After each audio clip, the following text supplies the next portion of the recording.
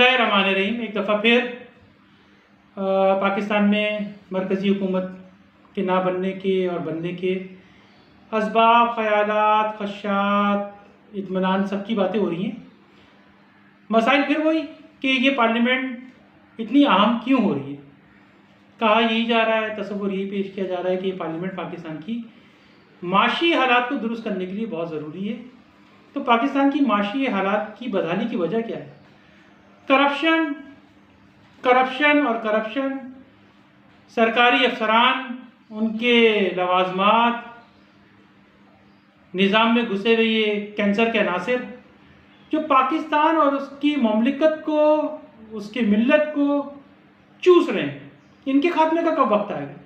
कौन इन पर हाथ डालेगा? कौन इनको सहारा देता आया है?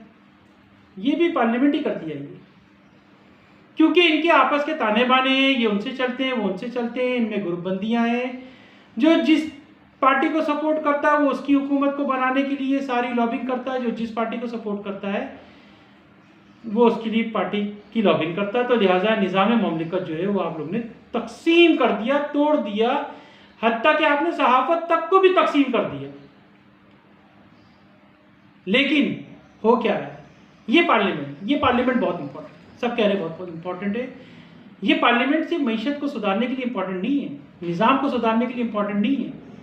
आलमी उमूर पर छाए इस वक्त लातादाद होने वाले वो फैसले जिसका बराह रास्त पाकिस्तान से बहुत बड़ा ताल्लुक बनता है। उम्मत मुस्लिमा के तहफ़्फ़ुज़ के हवाले से, ममलिकत के तहफ़्फ़ुज़ के हवाले से, हमारे नज़्मुलैन, हमारे ईमान, हमारे कमिटमेंट के हवाले से,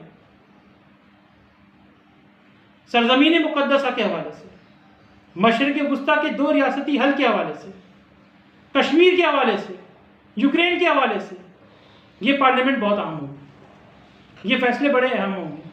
इस पार्लियामेंट से हमने पहले भी एक बहुत बड़ा फैसला लिया,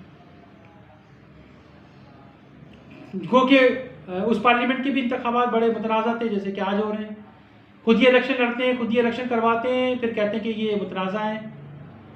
अक्सरियत चाहिए, बस अक्सरियत दे दो किसी तरीके से इनके हाथ में। भाई आपको हुकूमत आई, डील हो गई है, चंद पैसों पे डील होगी, चंद पैसों पे बात हो गई। ऐसा नहीं होता भाई। कौम को जवाब भी देना होता है, निज़ाम वालों को, इंतज़ामिया को, कि वो अहद क्या दे रहे हैं इस 75 साल के बाद। आइन बालादस्त हो नहीं सका, इलेक्शन आइनी अहलियत की जो अहकाम है उसकी बुनियाद पर हुआ नहीं है। एक बंदा भी पाकिस्तान में इलेक्शन नहीं लड़ सकता। किसने पाकिस्तान के 2 कौमी नज़रिए का तमस्कर बनाया, झुटलाया, सरहदी तकसीम से इनकार किया? कौन वोटों के लिए मजहब से खेल गया? कोई कहाँ जाके पूजागरी बन गया? किसी ने नाउज़ुबिल्लाह नमरूद जैसे दावे दे दिए। तो क्या निज़ाम में बैठे हुए जो ईमानदार अफसरान हैं या बहुत बड़े इख्तियार के मालिक हैं वो ये सब चीज़ें बर्दाश्त करेंगे? जबकि वो खुद कह चुके हैं ये मुल्क इस्लामी जमहूरिया पाकिस्तान है, लेकिन यहाँ पर इस्लाम के नाम पर कुछ नहीं हो रहा। तो आज तो उनके भी ईमान का वक्त आ गया है कि वो इसको इस्लामी बना के दिखाएं। जो इलेक्शन में अहलियती अहकाम थे, अच्छी तालीम की, दीनी तालीम की, उसको पूरा करें। 2 कौमी नज़रिए के हवाले से, पाकिस्तान के क़याम के बाद 2 कौमी नज़रिए के हवाले से पता तो करें ये बयानात में क्या क्या कहते रहे, बस हक की हुक्मरानी दे दी जाए। ये पार्लियामेंट बहुत इंपॉर्टेंट होगी। मशरिक़ वुस्ता के हल के हवाले से, शहर मुक़द्दसा के हवाले से। शहर मुक़द्दसा 3 अकायद का मरकज़, यानी यहूदी, ईसाई और मुसलमानों का बुनियादी मरकज़, खुदा वाहिद, तीनों में कॉमन नुक्ता, the God is one.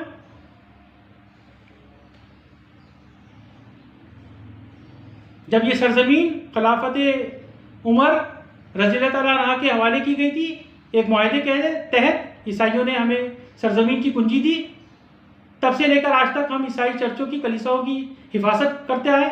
1 inch उन पे कभी भी कोई आंच नहीं आने दी। आज इन फैसलों का वक्त आ गया। इस फैसलों में सबसे अहम चीज़ क्या हुई? सबसे अहम चीज़ ये कि अमेरिकी अब्राहम अकॉर्ड आए, जिसने हज़रत उमर रज़ियल्लाहु तआला अन्हा के हम फ़लसफ़े को आगे बढ़ाया। पहले यहाँ पे यहूदी, ईसाई, मुसलमानों को आज़ादाना ज़ियारत और इबादत की इजाज़त थी। गो कि वहाँ पे मुसलमान और ईसाई तो फिर भी रहते थे, लेकिन यहूदियों को आबाद करने का ईसाइयों ने मना कर दिया था उस वक्त के रहनुमाओं ने। तो हमने भी उसे तस्लीम किया और उन्होंने भी तस्लीम किया और वो दुनिया में हिजरत कर दी।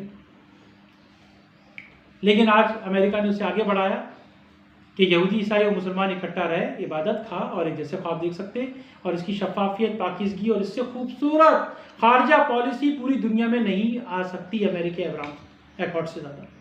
लेकिन हमने अपनी पार्लियामेंट से एक बड़ा फैसला सादर किया दुनिया को उम्मती कमान की कुंजी लेते हुए, और वो था अक़वाम मुत्तहिदा का 75वां सालाना इजलास, जिसमें साबका हुकूमत के वज़ीर आज़म जो कि आवाम के मैंडेट से आए थे, गो के वो इलेक्शन भी है मुतनाज़ा सभी कहते हैं, लेकिन बहरहाल आगे थे। आज भी एक मुतनाज़ा इलेक्शन नज़र आ रहे हैं, लोग कह रहे हैं कि ये मुतनाज़ा हो गए हैं, कोई कोर्ट भी पहुंच गया मेरे ख्याल से, वो कह रहा था कि जी कलादम करार दें, अभी तक शायद वो हाजिरी नहीं दे रहा।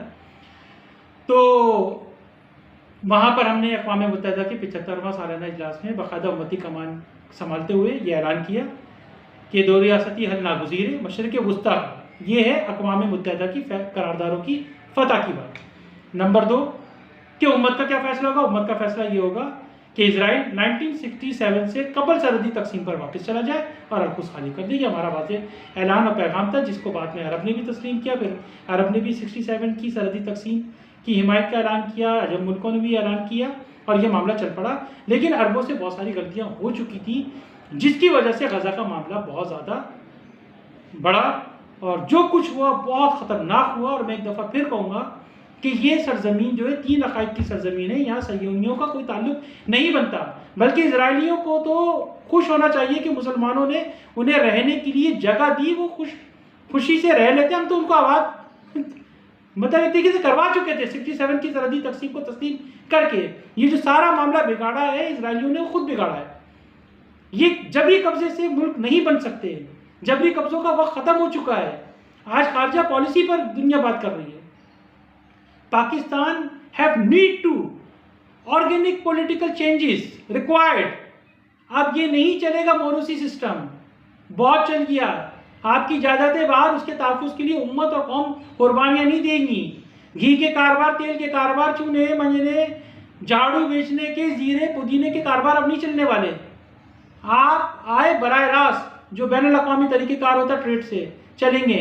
मेरा मुल्क, मेरे लोग, मेरे बच्चे, मेरी इंडस्ट्रीज कमा नहीं रही है। यहाँ पे बैरूनी इंडस्ट्री आती है, अपना कैंप लगाती है, यहीं से कमाती है, यहाँ से बनवाती है, दूसरे मुल्कों से कमाती है। यहाँ का काश्तकार फारिग बैठ रहा है। ये कब तक चलेगा? मईशत को सुधारना है, तरीके हैं। आप IMF के पास जाके बैठेंगे, इसके अलावा कुछ नहीं कहेंगे। कहेंगे वो गर्दिशी करते थे और वो पिछली हुकूमत के ये मामला थे, उसके ये मामला थे। ये ड्रामे ख़त्म करें 75 साल के बाद, ये ख़त्म होने मामले। हम बड़े फैसलों की तरफ बढ़ रहे हैं। पहले आपने इस पार्लियामेंट से 2012 की पार्लियामेंट से आपने एक इंतहाई गलत फैसला दुनिया को दिया पार्लियामेंट से कि आज़ाद कश्मीर एक मुतनाज़ा खित्ता है।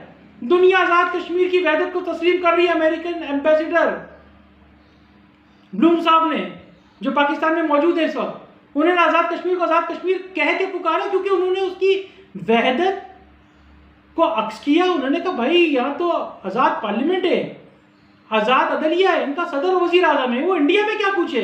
इंडिया में तो कुछ भी नहीं है। वो तो अक़वाम मुत्तहिदा की करारदारों के उसी दिन मुजरिम बन चुके थे जब उन्होंने वहाँ से उनका सदर वजीर आज़म हटाकर कठपुतली वजीर आला और गवर्नर लगा दिया। आप बात क्या करते हैं भाई पार्लियामेंट में जाकर? ये पार्लियामेंट है, इसकी आवाज़ बहुत दूर तक जाती है। लोग पार्लिमानी फैसलों की इज्जत और कदर करते हैं।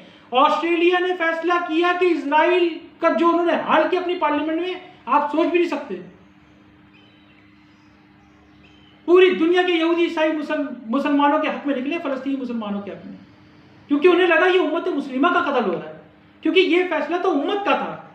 फलस्तीनी, पाकिस्तानी, ईरानी, तुर्कमेनिस्तानी या दुनिया के कहीं पे भी मुसलमान हो, लेकिन बहैसियत ही इनका इज्तिमा उम्मत मुस्लिमा कहलाता है, जिनके निज़ाम का नाम खिलाफत है। और खिलाफत कायम होगी, ये भी मैं आपको बताऊँ, खिलाफत कायम होगी। और यही सरजमीन पाकिस्तान होगा जो खिलाफत का अमीन बनने जा रहा है।